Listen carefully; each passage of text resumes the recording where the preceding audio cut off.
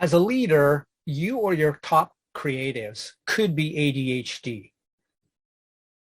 My 3D productivity hack is great because if you aren't, it will actually work even better for you than if you are. It's just that it's very interesting that a high percentage of creatives, especially extreme creatives, are ADHD. That seems to be the superpower you gain for the distractibility or attention span you lose. We won't get into that today because that's not the topic of this episode. The topic of this episode is the 3D productivity hack, which you see in the title here. And it is simple. It's basically as simple as the title itself. So if you find any of these ideas, this hack, any information useful, please share, like, and subscribe. Thanks. So it's as simple as the title. How to, that's for the algorithm. Delegate. If you can delegate, always delegate first. I'll get back into this in a moment, but ultimately, your time is more valuable spent elsewhere unless the person you delegate it to costs more than your own time. And if you're the leader, the owner of your company, that's unlikely. So it's probably better to hire out and delegate. Anything that can be done by anybody else should be done by someone else. Always, assuming they can do it at the same level or better than yourself. Even if they only do it at an equal level, just like them, you can only do one thing at a time effectively. So again, delegation is the better, even if they do it equally well to you. If you do it better, you're taking away time for something else. Is that really the best use of your time? Case by case, but normally delegate is the best default.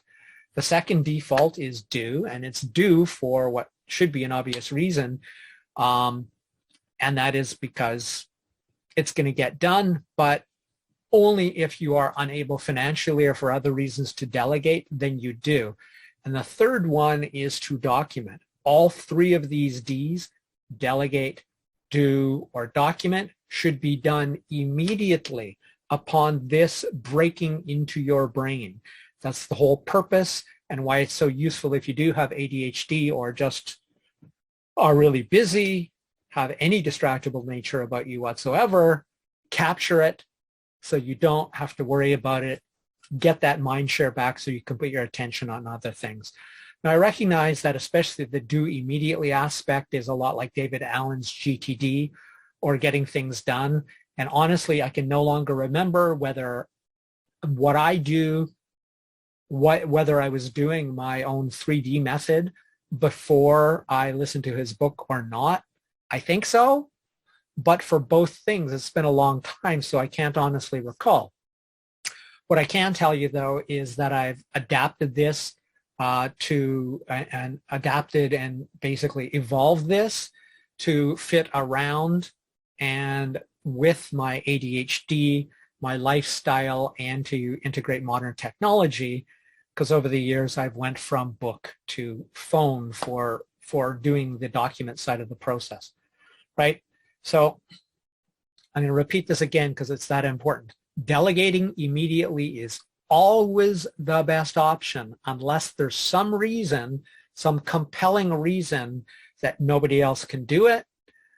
You can't afford to have somebody else do it, which is a compelling reason, I guess, or nobody else can do it better and therefore you must be the one to do it. Under any other conditions, delegate, delegate, delegate.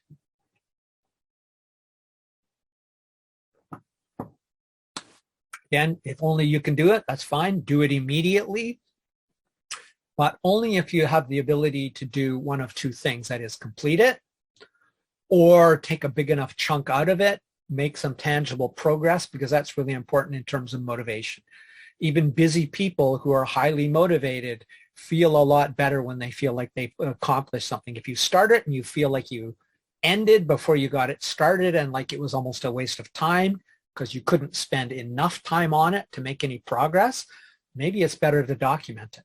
So like I said, either do to completion, if that's possible, or do enough to feel like you've made some progress will really help you keep your momentum when you return to that. And feeling like, well, that was worthwhile for me to stop. Remember, anytime you do one thing, you are not doing another thing. And that's when it really comes into, which is just remember that whatever you say yes to, whether it's doing it or delegating it or anything else, what you're saying yes to means you're saying no to everything else. And that's why delegation is oftentimes, almost without exception, your best bet. So it's especially true if you know your top priorities. Those should be clear pretty much all the time. And I will put a card here and a link in the description to a comparative prioritization scale. Let's see, prioritize tasks by comparative matching. Yeah, that's what I said. And I called it the scale or the strawberry scale. Watch the video to learn why. As I said, it will be right there and in the description, so you can watch that, check that out. And obviously, if you can't delegate and you can't do, then your only option left and the option you want to go to, and of course, this is pretty much an instant judgment in most cases. This doesn't take as much time as this video. Document it only if delegate you can't do or delegate it, or delegate it first and do it, right? So delegate first, do second, document third, and only if you can't do the other two. So for when I do my documentation, I either use Google Keep. It's simple. I open it. I can dictate a note into a checklist and it's done. Or I use Google Sheets. Google Sheets is better for me with respect to the organizational component and having one sheet to capture all of those that I can then move around on that sheet. Google Keep is more convenient and fast, right? So you just press the icon on your phone, you do your thing. Now, whenever possible, I always use the voiced text function, but that's not always possible. Sometimes I'm walking near a train or just in a noisy area and it's not possible, in which case I type it. So as you might guess, in most of these cases, I'm doing this in my phone. Unless I'm in front of my computer, all of this is done on my phone because it's always with me. It's stored in the cloud. I will not lose it. And that's a key component of this system. It should be simple. It should be fast. If you're doing the document side of it, it should be captured quickly so then you can return to what you're doing without distraction. Turn your distraction into a minor distraction, finish it off so you can eliminate the distraction and get back on. Because if you leave it bouncing around in your mind, it's taking mind share and attention away from the activity you should be doing, because minds do one single thing well and two or more poorly. Okay, so, and then you just return immediately to whatever task you're doing, right? Now that that's out of your brain.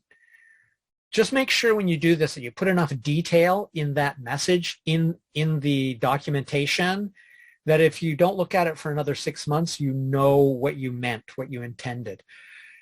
If you have to err on the side of too much detail, now 1 to 2 sentences is usually more than enough, but I've done this especially with some of these episodes where it's like I put a few details and say, oh, I'll know what that means, like 3 or 4 things which 2 months later is, or even a month later, is really cryptic. It's like, what did I mean? And now I've sort of lost it. So make sure you put enough that if you've never, as though you've never seen it before, an outside person could probably figure it out. But certainly for yourself, you must be able to figure it out. So just like most good ideas, this is simple. It's obvious and anyone can choose to do it. So that's it for Crush It Club 125, how to delegate, do, or document. My name is Tim B. Green. Bye for now.